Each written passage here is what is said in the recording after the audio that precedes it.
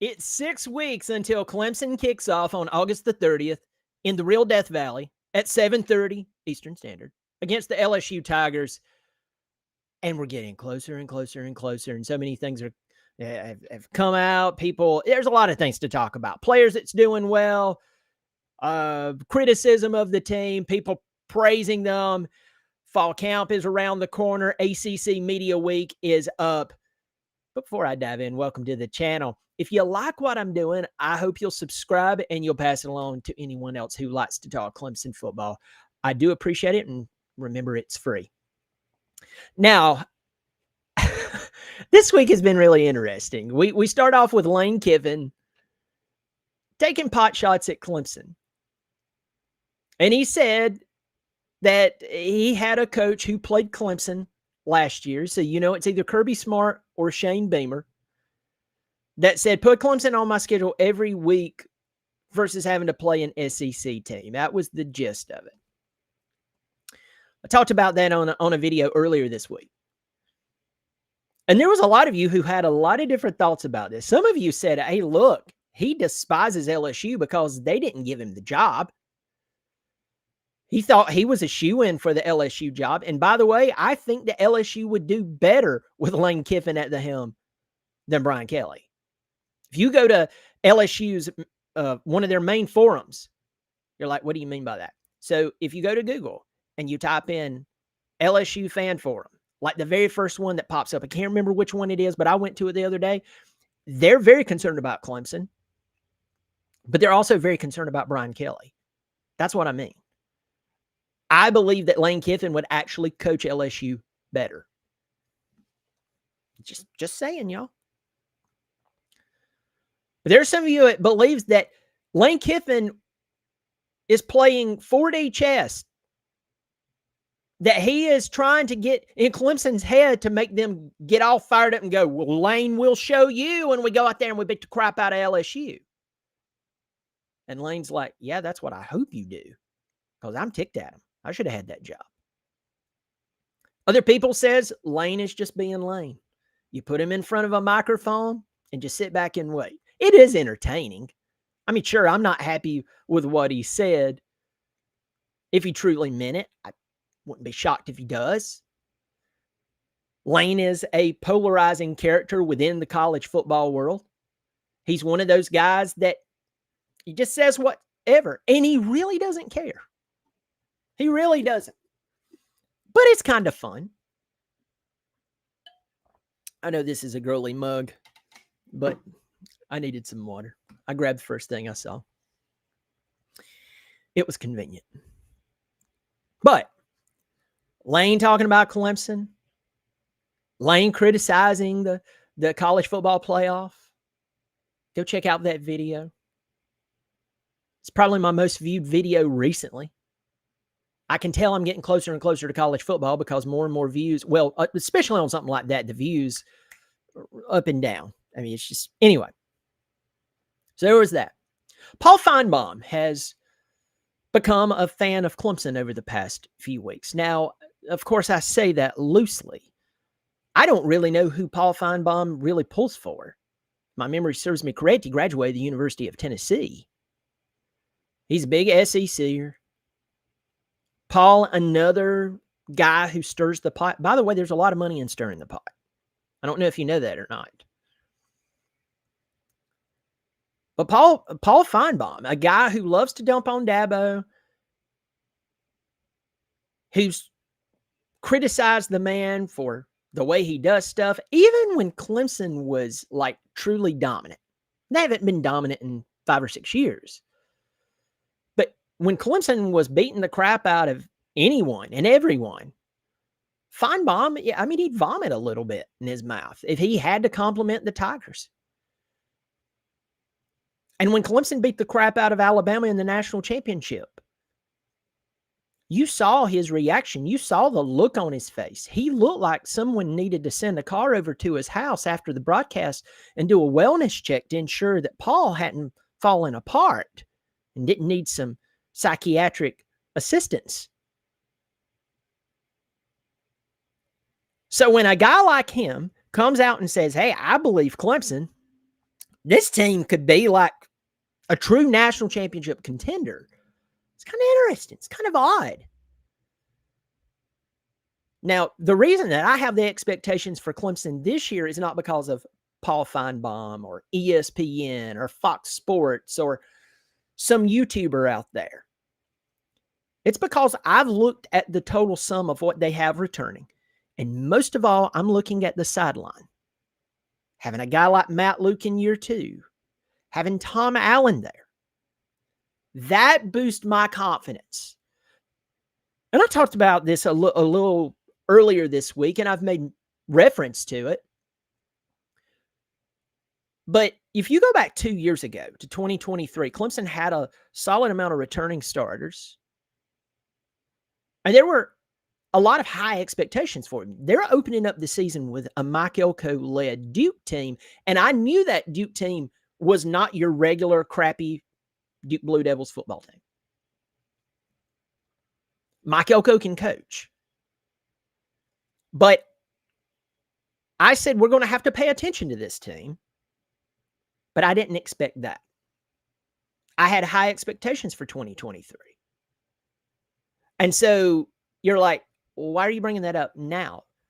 Why was I fooled into believing that 2023 would be maybe an 11-1 team, a legitimate top 4 contender for the college football playoff? It was 4 teams still at that moment. How did I miss that? It's coaching. The coaching was not there. We still had Dabo. I'm not talking about that. I'm talking about the guys he hires to oversee, manage, and develop each unit. And then the overall OC-DC to manage said units. Each side of the ball. We didn't have that. And Tom Allen joining this team, a man who is not only tenured, he has the receipts. He has the experience. You can look through his history and you can see this man knows what he's doing. He's now on our sideline after a Final Four appearance with Penn State in 1 year there. And you saw what he did. You saw how he isolated and took advantage of SMU's offense in that first round of the college football playoff. They were trying to run the same crap against Penn State that they ran against Clemson and actually made a comeback. Tom Allen snickers and goes, not with me, buddy. He had 2 pick sixes like that. And Kevin Jennings is looking over at Rhett Lashley and that manicured hair of his going, what do I do, coach? This worked against Clemson. Rhett Lashley quickly found out you're not playing against a defensive coordinator who's going to, and a defensive unit that's, I'm talking about from the coaching aspect, that's going to allow this to happen. Tom Allen's now wearing orange and white. And we have the players to actually go in and execute. That's one of the main reasons that I'm excited about this coming year. Garrett coming into year 3. Remember, 2023 was his first year. And there was a mirage of excuses for 2023 of why he couldn't. And part of that's true. The offensive line couldn't block a sneeze. Last year was Matt Luke's first season. You kick off with Georgia and Atlanta. With that said, we saw how the offensive line got better. You hired a better coach. So between the upgrade in wide receivers as a total package, then you picked up that diamond in the transfer portal, Tristan Smith, and that massiveness that he is. Throw him out there with Cade, this running back room that I think is going to surprise a lot of people. I'm going to talk about Gideon Davidson in just a moment. That's why I believe that this year could be special, because Garrett has a lot of things working for him. On the other hand, that takes away any excuses, if they're truly excuses. Maybe they were not excuses. Maybe he goes too conservative against big football teams. That's what I'm concerned about. But that's the reason why we're all believing that this 2025 team almost all of us, believes this 2025 team legitimately has a shot at doing very well, making it to not only to the college football playoff, but making a legitimate run deep into the college football playoff. I'm not going to mention the national title yet. I need to see some things from Clemson. I need to see some consistency. I don't need them to fold like a lawn chair when they play a good football team and go, I know every good team we lose to, you know, it's that, but we won those other games, and that means we're a good team. Maybe good, but you're not elite if that happens. But that's the reason all those pieces I just laid out there is one of the main reasons that I truly believe that this 2025 team is legitimate versus that whole 2023 debacle. High hopes in the preseason, laid a golden turd in the season, right off the bat. I mentioned some players there. One of them's Gideon Davidson. I noticed that, and I cannot remember the platform, but the top 10 freshmen that is projected to have an incredible impact on their football teams was named out this week. All right. Bryce Underwood, not Bryce Young, Bryce Underwood, the incredible quarterback coming out of high school. Michigan spent unimaginable money on this guy to make sure that he is in Ann Arbor. He's number one. But you want to know who, I guess, is like top 5? Gideon Davidson. This guy showed out in the spring game. I know it's a glorified practice, but he walked out there in front of fans and he just put on a nice little show. Every time he was featured, the guy took advantage of it. And so a lot of people are talking about Gideon Davidson. They're talking about his ability. They're talking about how he's going to navigate this offense. And the sweet thing about this is he has a third-year starter as the quarterback. He has that wide receiving core, and the team finally has an offensive line that can not only block a sneeze, but knock you into next week. So that's going to take the pressure off of Gideon Davidson. Now, I'm not excluding David Easy here. I'm just saying Gideon Davidson is the true freshman. And this guy, a lot of people are paying attention to him. There's a lot of good things to say about this guy. So when you balance in that running back room between a guy who hasn't taken his first college snap yet, and there's already a lot of expectation for him. That's really good for us Tiger fans. That's really good for the variety of the play calling on the sideline. So let's talk about that running back room real quick. I'm not going to spend a ton of time here. I really wasn't even planning on talking about the running back room when I started this video, but here we go.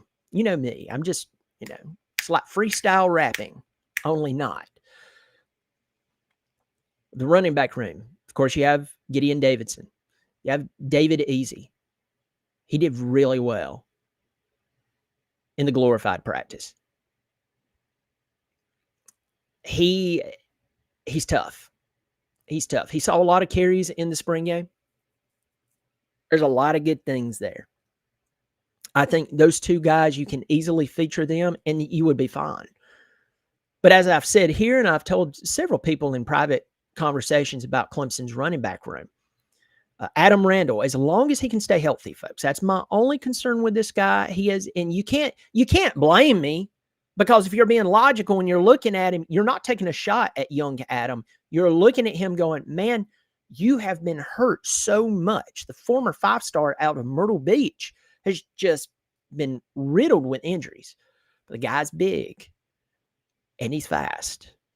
So can you imagine bringing him out of the backfield? There's a mismatch, or maybe he gets one of those smaller DBs out on an island all alone. He gets the ball and he lowers his shoulder and runs them over and then he kicks into that speed that he has. I mean, that's a really good option. Keith Adams Jr., the guy is a bowling ball. I mean, he can create 5 yards on a run that was going to be a 1-yard loss. Why? He's a bowling ball. course, Jay Haynes, as long as he's okay. There's more there, but I'm just talking about these. We have a really good situation at running back, and that no one really knows these guys and thinks that that's truly the Achilles heel.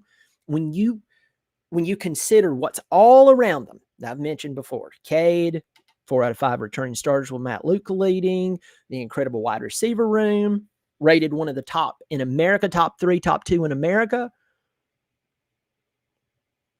These guys are going to catch some people off guard. And I think that's going to be a key for Clemson. Let's talk about Jeremiah Alexander. Ben Boulware came out this week. Yes, the Clemson legend, Ben Boulware. A guy who, when you look at his career, you see a guy out of T.L. Hanna High School who just came in and worked and worked and worked and worked and worked. And he was just a guy that would throw the team on his back. He was very passionate. And now he's working with the linebackers. I really like that he's under Tom Allen. Tom Allen's guiding him, can give him a different perspective than just the Clemson culture. Folks, that's a big deal. That's a whole other video on its own. But one of the legends of Clemson, Ben Boulware, came out this week and talked about linebacker Jeremiah Alexander, the former 5-star that we took out of Alabama. Remember this guy? He played high school football with Peter Woods in Alabaster, Alabama. So this guy's seen big-time football. And Ben Boulware praised this guy. And I'm gonna read part of the article. And you can find this all over the place.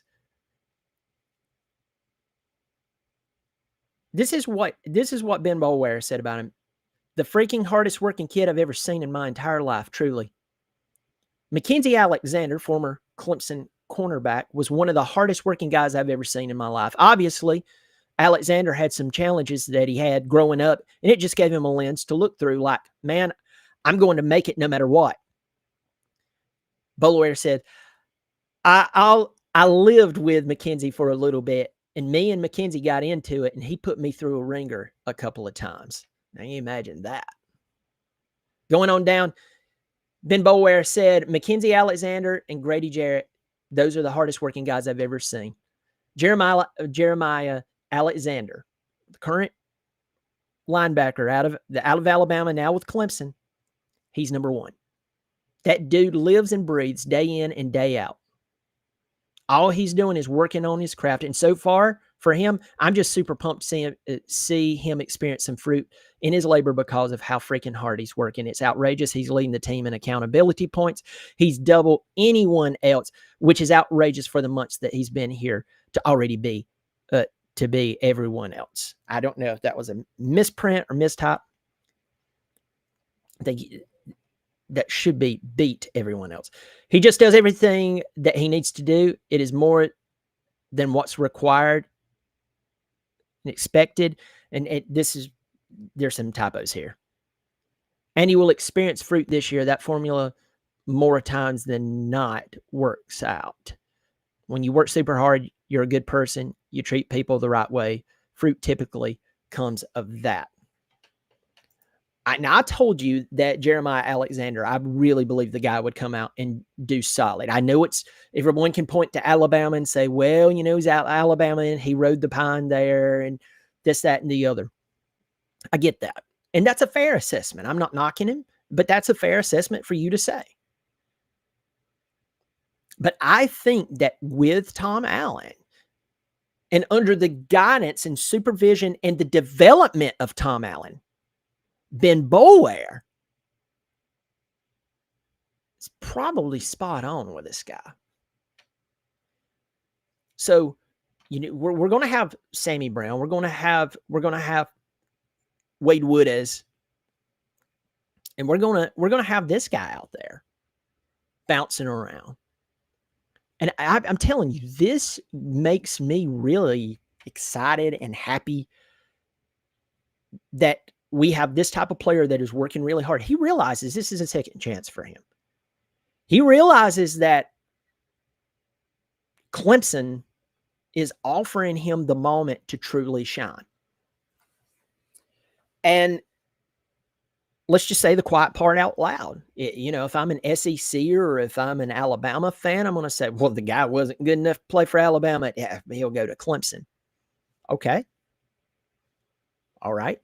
What happened if he comes to Clemson and he revives his career because all he was doing was dying at Alabama?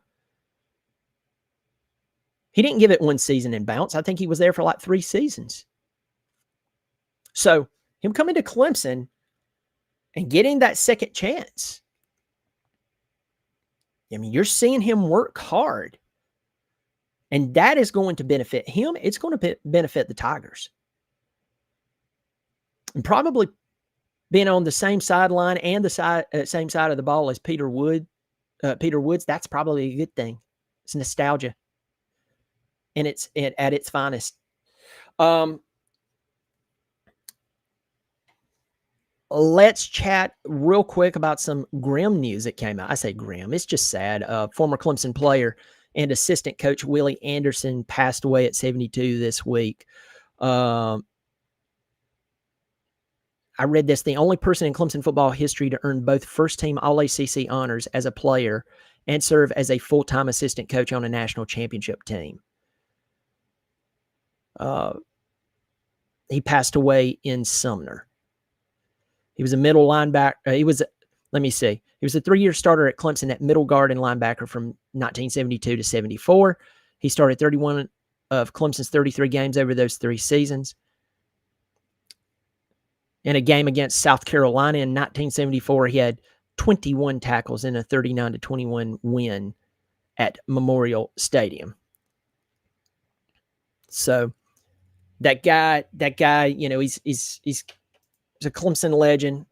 Our hearts go out to his family and definitely praying for them because, I know he wasn't 40 years old. He was 72, but a loss is a loss. And no matter how much you can try to prepare yourself for a loss, even if you see it coming, you still can't do that. So I'm really sorry to his family over this loss. So just remember them. All right, let's try to go into a little more uplifting subject. When I looked at LSU's football team and I reviewed them, by the way, I have a link below this video to my new channel called Another College Football Podcast. Yes, I did that on purpose. Another one? Yes. Can't have too much college football. I love college football. So go check out that channel.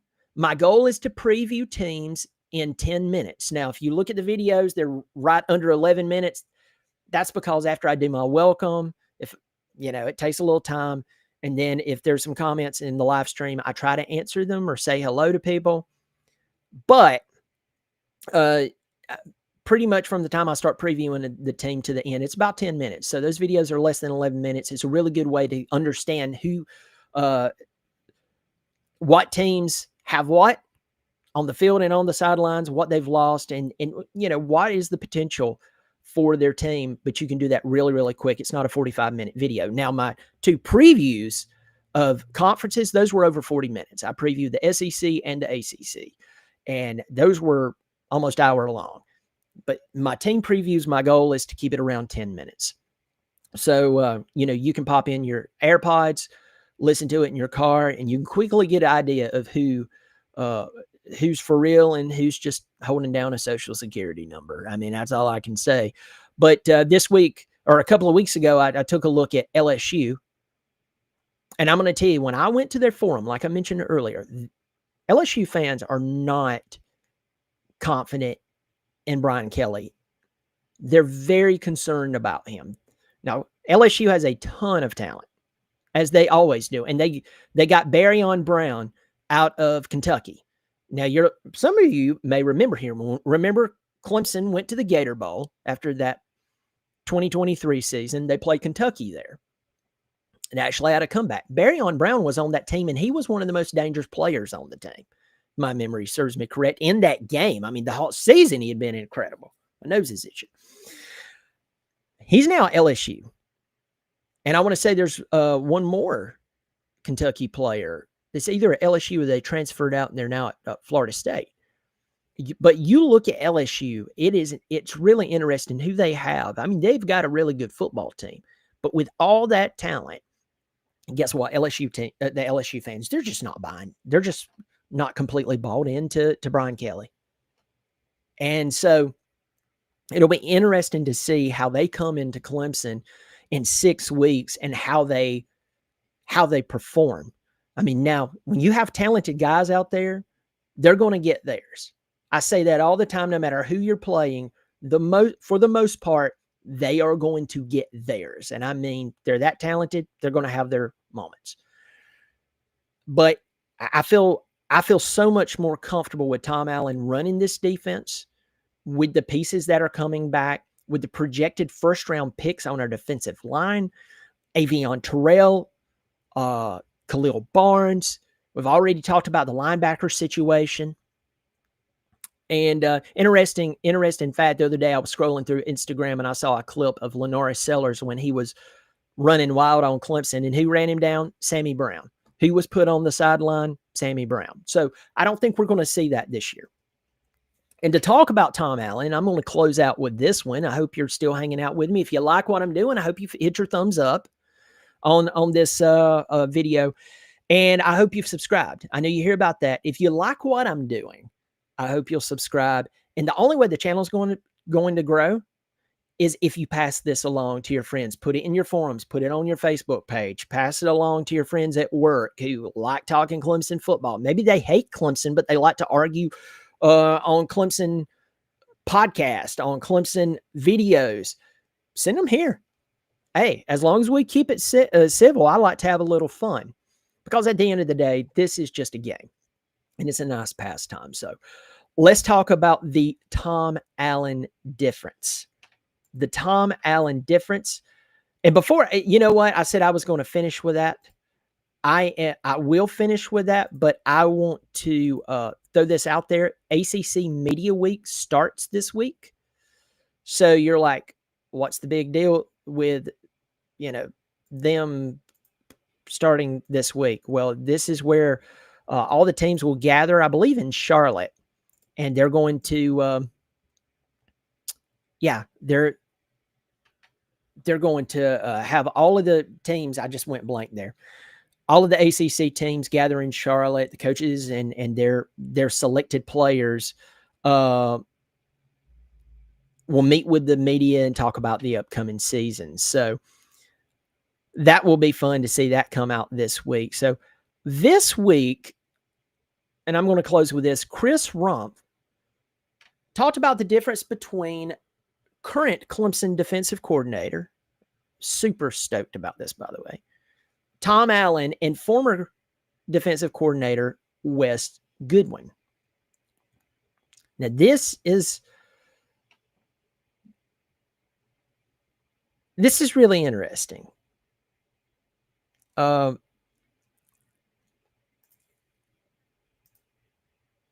We have Coach Rumpf. This is what he said. Let me see. Good grief. I've lost this. So this is what not Chris Rumpf. My guy, y'all. I am fumbling here, and y'all forgive me. Yes, Chris Rumpf. It is Chris Rumpf, and I just totally went blank. I need to go lie down, I guess. I think this is Rumpf talking about the difference between Tom Allen and Wes Goodwin. I'm just going to read and shut up. I think so. I feel a little bit. I guess I feel it too. You have expectations at the beginning of the year, and anytime you have something new, it's cool. Christmas time, you get Christmas time, you get that new toy. It's exciting. Defensively, the way we played last year wasn't the best at all times. So you get a chance to get a fresh breath of air and get a chance to do it all over again. So that's exciting. There is a buzz. He was asked about the difference between those two guys, and he said, man, I love Wes. My guy Wes was here back in 2006 when I got here. So I think the biggest difference with Coach Allen is he's just seasoned. He's a little bit more experienced, and I think that helps. That's all I pretty much want to say about that. I feel like if I say anything else, it'll be disrespectful to Coach Allen and Coach Wes. But I love Wes. I have nothing but respect for him. He's always been good to me and my family. I love him. Okay. That's a really good answer. That's very respectful to Wes. That is very respectful to Coach Allen. That's the way you answer that question. All right. You know me, I don't like to rip on people just to rip on people. If you watch my channel, if you're new to my channel, you're one of the people that's in here right now. You're like, man, I wish he'd say a little more. At the end of the day, this is just a game. All right. I do get passionate about it, but I just try not to. I just don't believe that's okay. You can tell the truth without just being just pure evil. But that's the right way to answer that question. Now, let's say what he won't say. Wes, I haven't seen a Clemson defense fall apart that bad in years. And the crown jewel of Clemson, even during the time that they fell apart during the 90s, after Clemson fired Danny Ford, and we know how that worked out, and then turned around and hired Tommy West, not knocking Tommy West, but he only had 1 year as a head coach, and he was at UT Chattanooga and went something like 4-6. And because he was one of Ford's boys, Clemson said, you know what, we're going to hire him. Well, we know what happened there. And I don't blame Tommy West for taking that job. You can't blame him. Clemson came calling for me today. I'd say, yes, sir. Sound like a chicken there. Started barking. It was funnier in my head. But my point is, I don't blame Tommy West for taking that job, but that was too much too soon for Tommy West. And that didn't turn out well for him. But even then, our defense was pretty doggone good. Wes pulling Sammy Brown, though, one of the only guys who could tackle Lenora Sellers, didn't make sense. Citadel rushing for almost 300 yards on us. A Citadel team that had a losing record did that to Clemson in Death Valley. I wasn't okay. So that, the difference here, he said it very diplomatically. But folks, I'm telling you again, it's experience, and it's not only experience, it's the result that's most important of said experience. I don't care if you've been doing something for 25 years if you're not good at it. So I'm going to clean that up there. And if you see me doing this, for some reason my nose is itching. Maybe I'm having an allergic reaction. I can't speak well. I can't put my thoughts together. I'm rubbing my nose. I guess maybe I'm having an episode. Maybe it will go viral when I pass out. Please get me some help.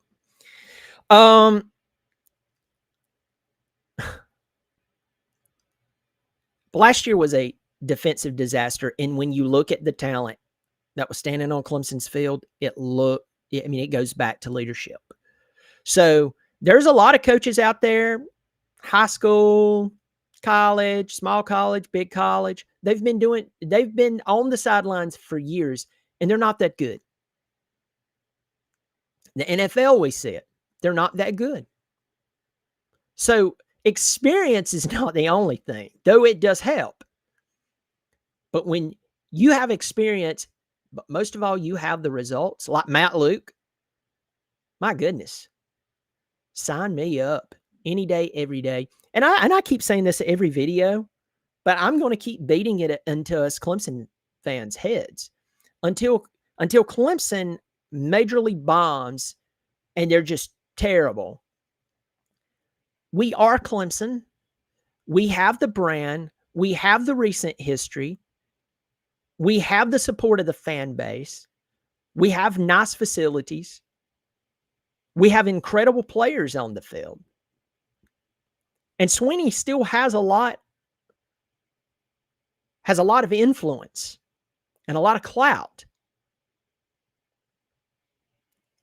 At every position, coach, position, role, whatever you want to say. You could have a Matt Luke there. You could have a Tom Allen. And I've had people tell me in the past, well, Brian, you make it sound so easy. Yeah, remember. And I'm still talking about this. I'm not letting this go. I'm like a rabid dog lockjawing on somebody's arm with this one. Remember when he called Matt Luke and got him out of semi-retirement after he left Georgia after they won the national championship. Man, he was giddy. Notice the response of Tom Allen when he got the role.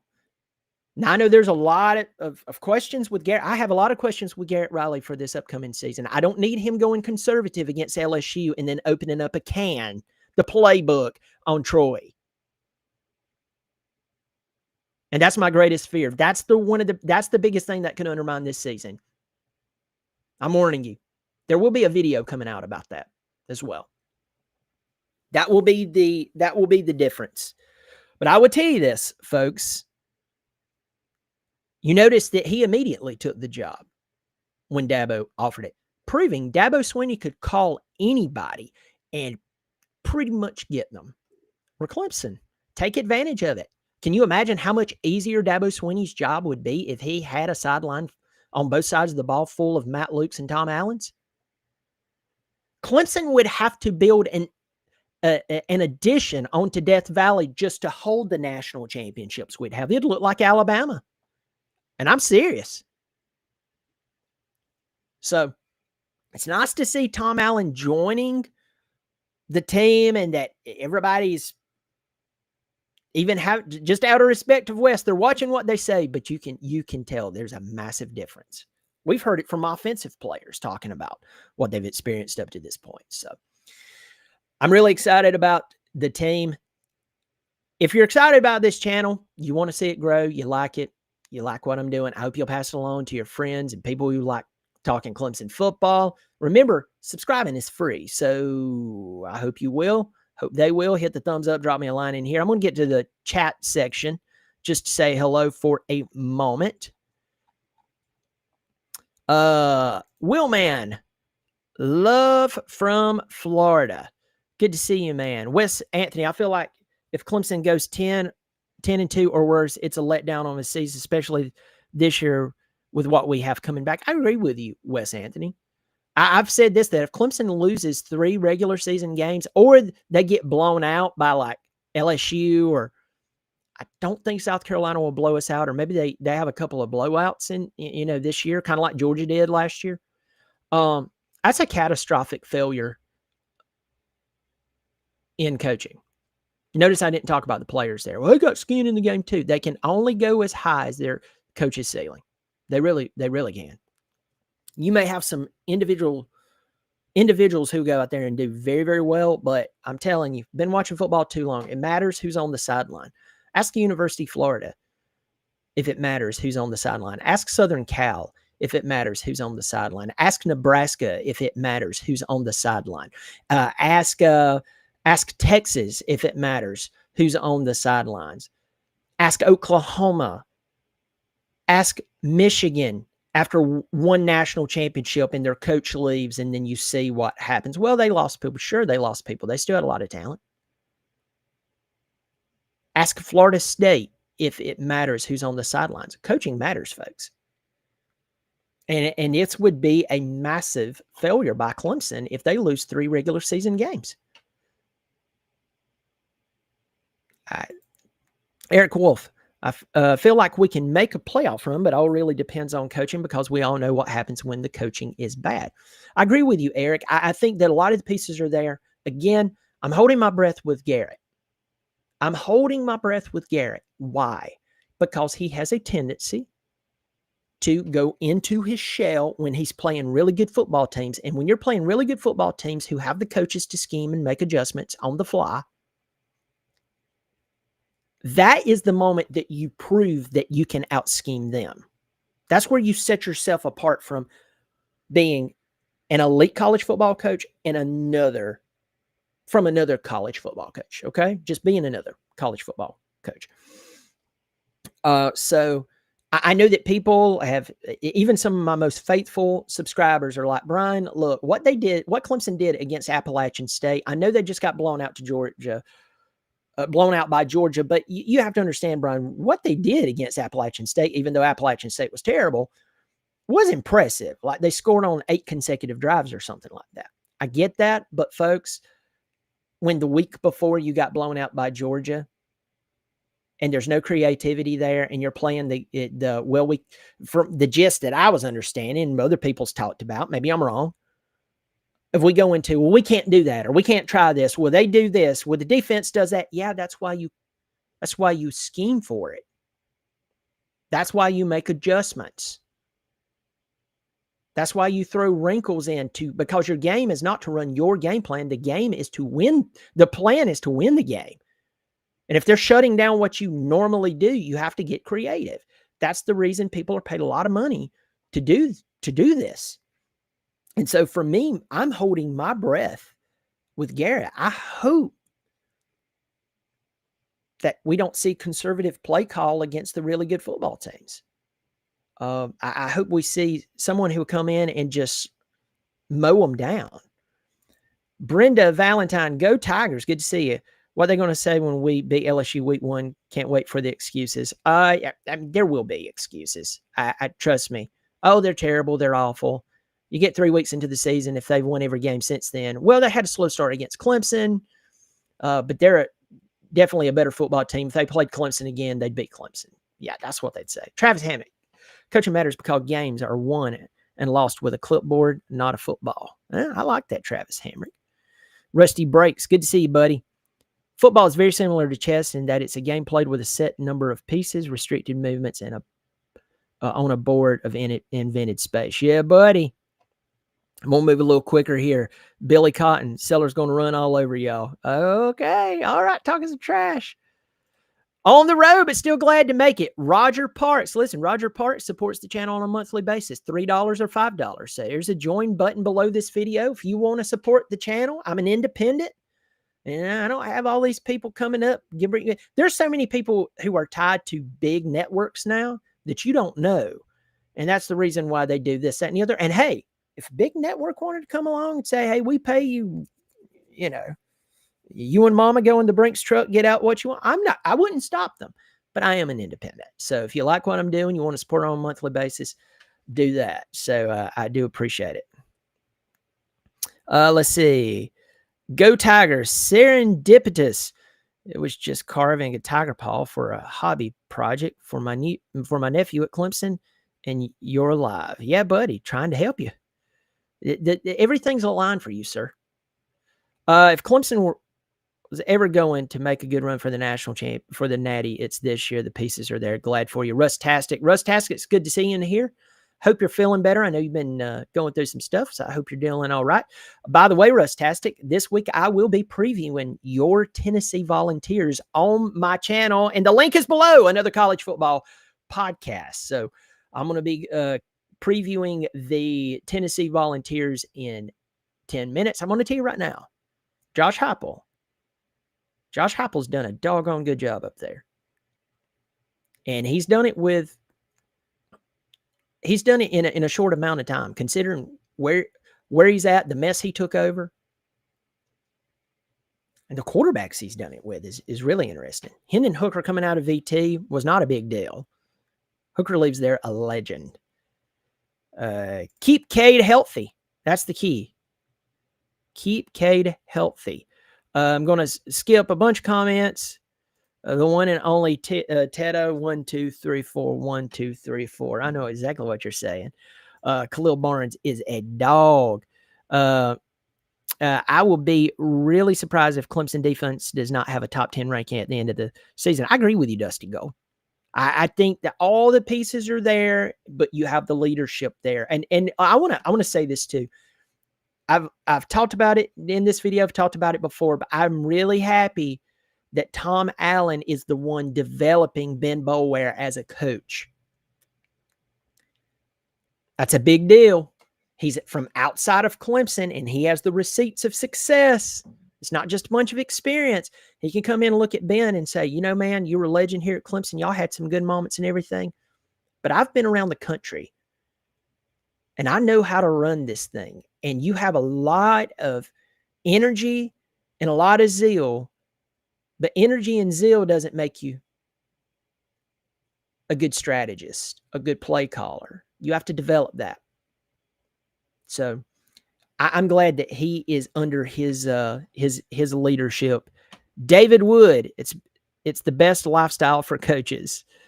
Good to see you in here. Go Clemson Tigers. Let me see. Let's get the ball rolling this season. David Wood, by the way, I believe you support the channel on a monthly basis. If I overlooked that, I am sorry. Let me see. Kevron Harris is in here. Good to see you. Got Death Valley Tiger. You should be scripting plays in the first 15 plays to know what the defense is going to do versus formations in motion. Yep. Tanya Moss, I think the difference this year is the experience with, I think you meant to say Wesco, and more with Williams. Have to find the run game and make adjustments because coaching is the key. I agree with you 100%. Folks, if my format looks a little different today, I just want to throw this out there to you. It's because it is. I'm using a new streaming service. Most of you are like, I really don't care. But if things look a little different, that's why. Because, well, I was tired of the old one. I just couldn't take it anymore. So anyway, be on the lookout for that Tennessee video this coming week. Also, go check out the videos on another college football podcast, because I'm telling you, it's overwhelming to dive into college football teams who you really don't know that much about. You know their overall history. Maybe you know a few players here and there. But it's really interesting to see how teams are, how they're coaching, if they have coaching, who they've brought in, to see names transfer from this school to that school, seeing if they'll mesh, looking at their strength of schedule, going beyond what they've done in the past or even the recent past, and see if they have a legitimate chance to make noise in college football, and then to look at teams and go, man, they can't get it together. They just can't get it together no matter who they bring in. Their coaching is suspect. In some cases, it's just obvious that it's bad. There's questions even if their school cares about football anymore. So I will tell you this, diving into individual football teams outside of Clemson is really tough.